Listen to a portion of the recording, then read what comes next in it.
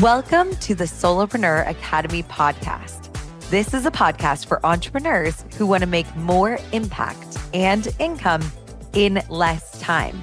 I'm your host, Megan, and throughout each episode, you'll learn how to create the lifestyle and legacy you want as you grow.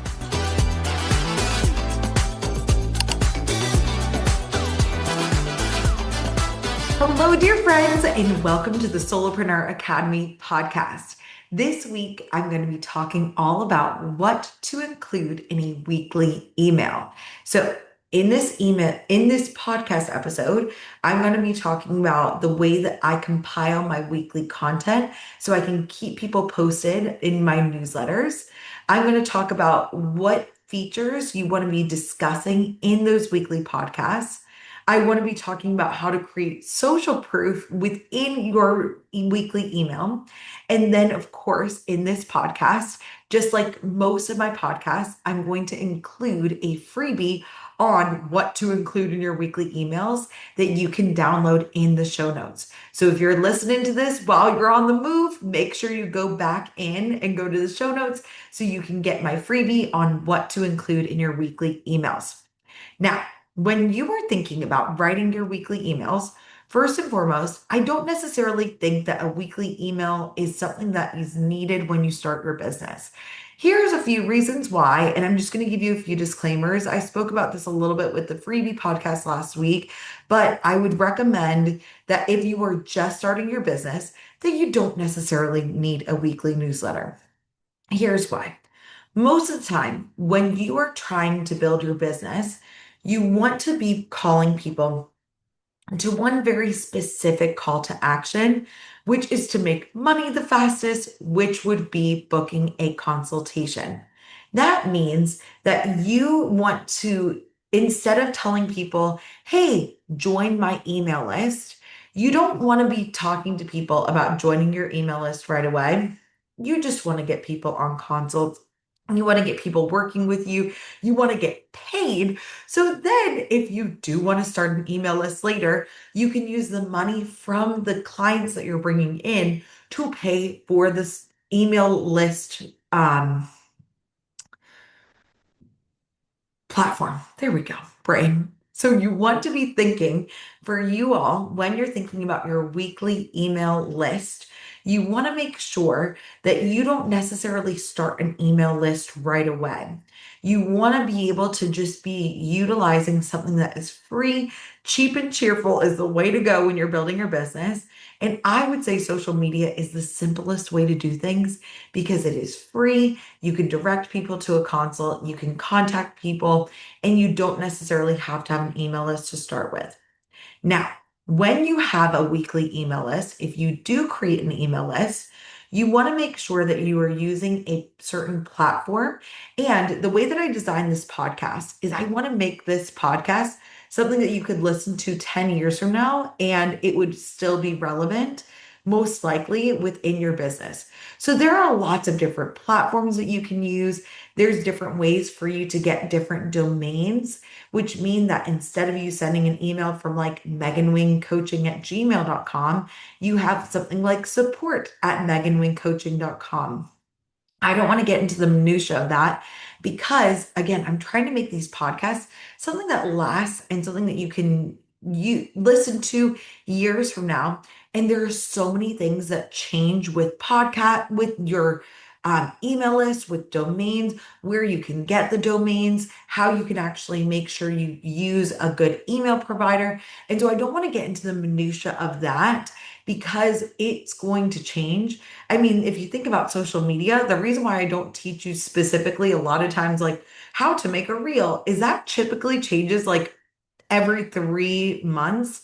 So a lot of the information about what email list providers even exist, what ways to get your domain, what ways to create that are not going to be timeless pieces of information. They're going to need a lot of updating. So what I would recommend, if you haven't started an email list, whenever you're listening to this podcast in the time that it is, I would look up different platforms, look at their pricing, and then look up ways to get a domain and then connect it to your email list. But those are things that are going to change and have variables. So make sure you Google that That's a YouTube or ChatGPT away. I love using AI to help me with tech support. It is kind of a weird hack that you can absolutely use as well. But I would utilize those resources to figure out how to actually make the email list. If you won't have one to start, go to those platforms, go to those resources. Feel free to YouTube and AI away. But in this episode, I want to speak to you specifically about what to include in the content of that weekly email, because that's going to be tried and true for years to come. So when you're thinking, so let's say you already have gotten a few consults in, you've done the cheap and cheerful way to build your business, and now you have an email list that has people that you want to grow. The reason why you want to grow an email list and the reason why people talk about creating an email list, even if you're just starting out, which again, I'm like, I would rather do the cheap and cheerful way because you don't have to pay for for an email list. You typically do have to pay for it. Social media is free. So that's the reason why I recommend that. But if you are in the why people recommend that you pay for an email list is we want to think about statistical inevitability for you to create success with your business. So, for you all, if you are thinking about social media, the benefit of social media is it's free 50 and you also can get content out really quickly and have direct connections with people without having to pay. The con of social media, if you do a social media only business, is unless you're engaging with your audience, unless you actually, and even if you are engaging with your audience, typically people only see 12% of what you post. So if you're thinking and you're doing the math, for every 10 posts, people will probably only see one of them, which is why I recommend making your call to action to be booking a consult right away, just because we want to make it easy for people to see. Okay, a way that I work with Megan is to do a consult with her, and it gives them that clarity. But if you are on email list, that is guaranteed, most likely, unless you have some tech mishaps, which we've definitely had my fair share, you are guaranteed to go into somebody's inbox.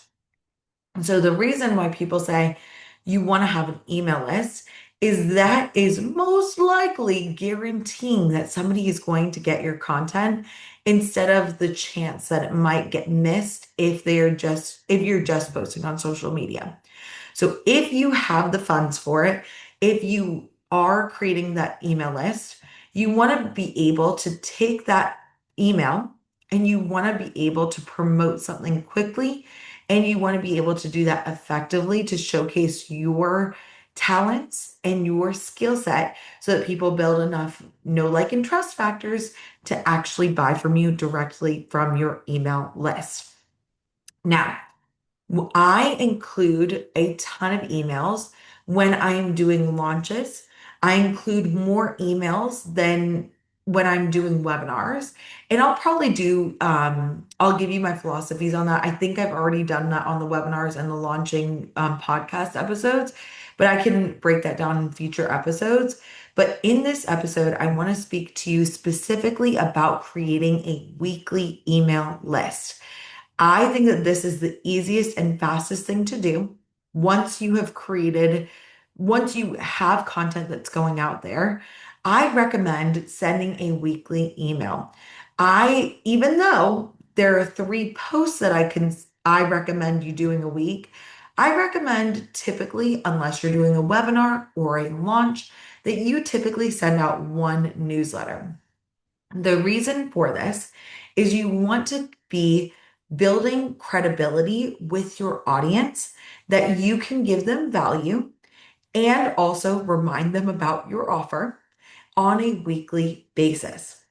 A lot of times when people think about a newsletter, they either send a lot of emails right away or they kind of they can email and ghost their people for a little bit of time.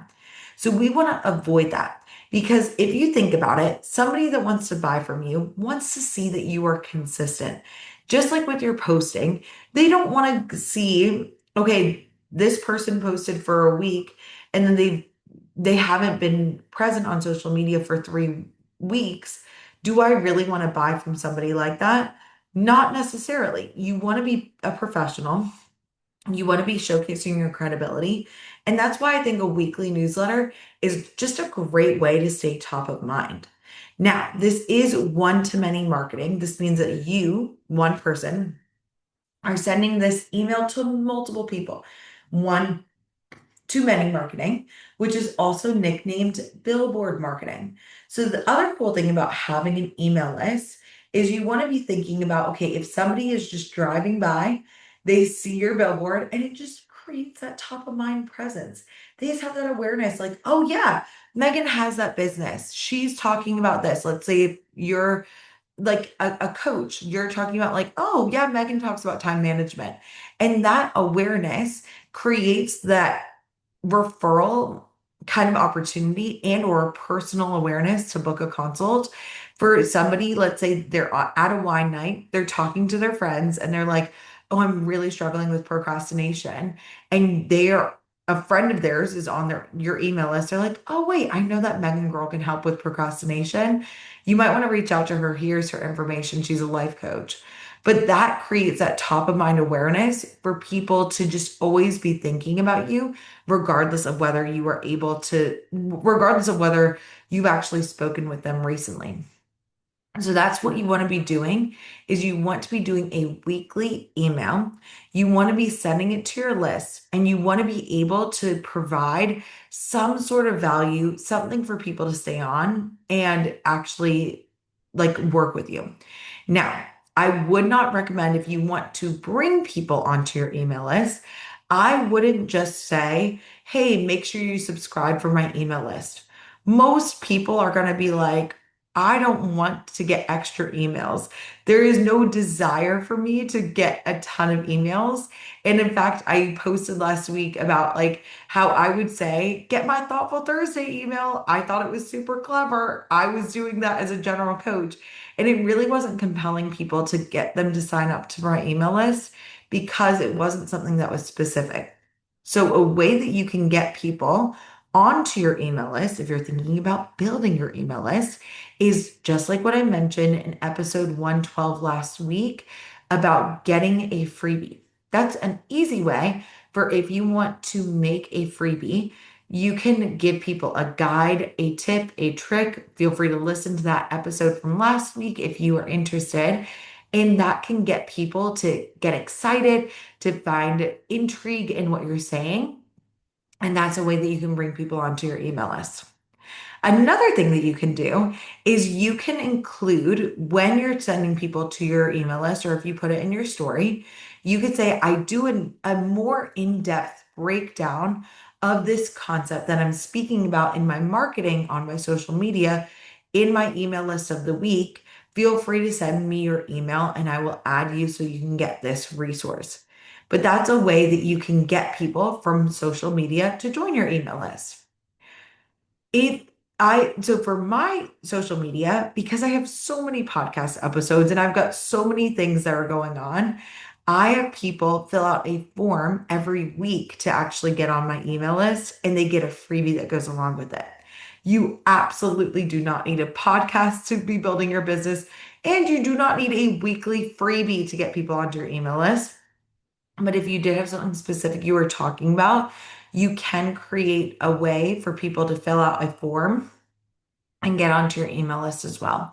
I go over that if you're not sure what forms are or what workflows are or things like that. Make sure you go back and listen to last week's episode because I explain what that is in the freebie episode. So the way that you can do it organically is just say, hey, if you want more in-depth explanation of this, join my email list, send me your email and I'll add you. Okay, so that's a way that you can bring people onto your email list. Then, what are we going to say on this email? What do we want to do to be building this in credibility with your audience? Is what I would do is I would work smarter, not harder. And if you're already doing what I recommend, which is 3 posts a week, a post that is, I nickname your cold post, something for people, for your cold audience, the people who don't know you at all, to get to know you. A warm post, which is your second post of the week, to build a tip to give you a training, a how to of some sort, where people are getting to like you as a professional, and a testimonial, which is your third post of the week to get people to trust you. I recommend doing a mix of all three for your weekly email list. So you're building that know, like, and trust factor in your weekly email. So I want you to think about when you're writing your weekly email, you want to be able to summarize in the body of the email, which is the main text of the email. You want to do a combo of your cold and warm post of the week. This means that this, especially for me, when I'm thinking about making my social media content, I like to theme my content of the week around a topic. So, what you can do is you want to theme your week around, and I call those topics are related to your intangible pillars. Those are the things that you create for people. So let's say your intangible pillars could be time management, confidence, health, energy. Those are different things that you could theme your week around. So you would have let's say we're doing time management, like I mentioned before. You would do a personal story about a topic about time management that would be related to something that they would be interested in. So, for instance, let's say pillar time management, topic morning routine. You would do the beginning of your email about how you struggled to find your stride. And then when you made your personal morning routine, it made life so much easier. So you want to be building that like relationship there. And you could be like, I really struggled in mornings until I did this. And that can help. From there, you're going to go and you're going to give them that warm post so that people can get to like you. You want to explain something about the morning routine.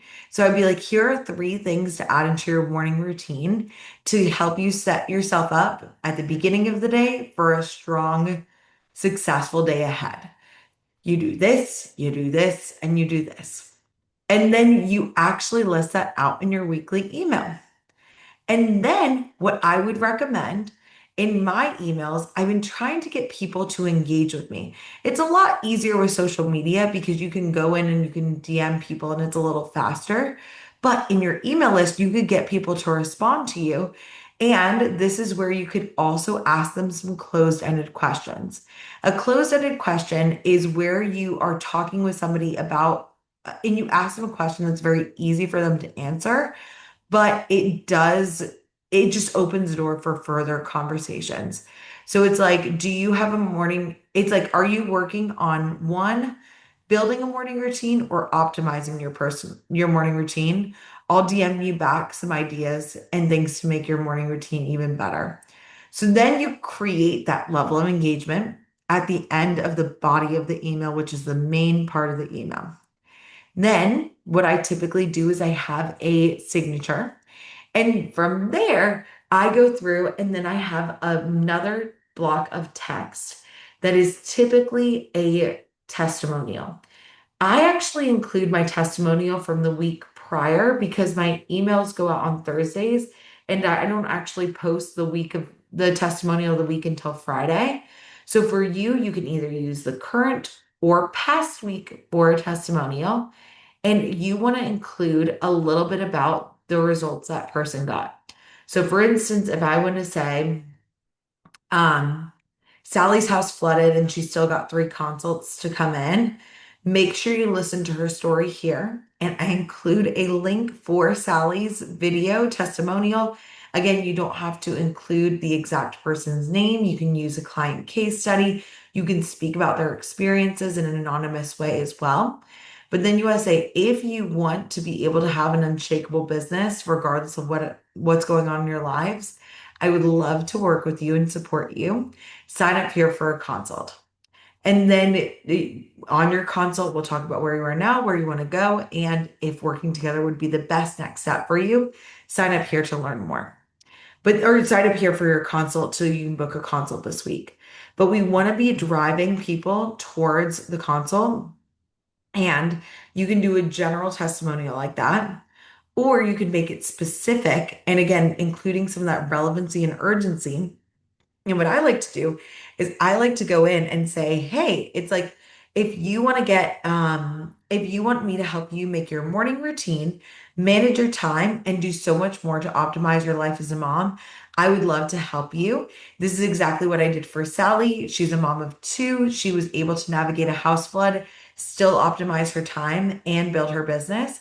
Sign up here for a consult, and I'd love to work with you to show you what we can do and how you can double your work in half the time, way beyond the morning routine. But we want to be driving people to book consults this week. We always want to be giving them a reason to sign up. You can think about giving them the reason to sign up as something that's related to their life in like just a goal that they want to achieve in general. You can also make it something that's related to a seasonal thing. So, like extra bonus points if you do something like this, it's like, I know summer is about to be the craziest time of the year, which is why time management is so important. For the clients that work with me, they don't even have to worry about all the expected and unexpected things that come their way. Well, like, for instance, Sally, one of my clients, was able to still sign 3 consults with a house flood. I would love for you to be the next Sally to make sure that you use your time in the best way you possibly can over the summer. Sign up here for a consult and I'll share with you how I can help you make sure your business grows. But do you see how that makes it even stronger? We want to be compelling people to actually take action from these weekly emails. Now, you want to go through, and that's how so I covered what to do and when to start an email list. I included what to say in your weekly email. And then I also included how to drive people to a consult. But you really want to be thinking about, like, okay, what can I do to bring this home, make this exciting, make this something that's easy for people to understand. And the last thing I want to leave you with as a little bonus for weekly emails is you want to be thinking about the subject line, which is the words that people see when they first get your email, and your preview text and how to use them judiciously too. So I want you to think about, for you and for your consumer, I want you to think about being the number one thing they're looking for in their inbox, something that is so helpful, something that is so relevant, something that is solving an urgent problem that really creates buy-in for them, that they're like actively looking for your emails. So what you can do is, for your subject lines, you can think about, okay, what would stop my scroll if I'm looking in my inbox? What are the things that would actually get me to click? And you want to analyze your subject lines and think about, like, things that really compel people to click. It's going to get you better at writing copy, which is the words that you write, and it's also going to get people to book more consults. So you're going to think about, okay, it's like the 3-step morning routine that makes your summer actually successful. Like, you see how I'm speaking very clearly about what they are going to get when they read this email, and I'm building in that urgency for them to like do that by summer. You could also say something like, in your 3-step, it's like feeling stressed about summer, here's a way to pivot your morning routine to make sure your summer is super successful. But you want to be able to speak to something that people are struggling with. You want to be their top of mind expert. And that is what you can do, just as like a little extra bonus to make your emails super strong. Now, if you have any questions about your weekly emails, feel free to send it on over. Make sure you download the freebie about morning routines. And I can't wait to see you in next week's podcast. Did you know that 89% of people need to see a testimonial in order to buy? Get my free testimonial template using the link in the show notes, and you'll see exactly how I used testimonials to market my business as it grew to 120K in my first year full-time and multiple 6 figures every year after that. Thank you so much again for listening, and I can't wait to see you on the next episode of the Solopreneur Academy podcast.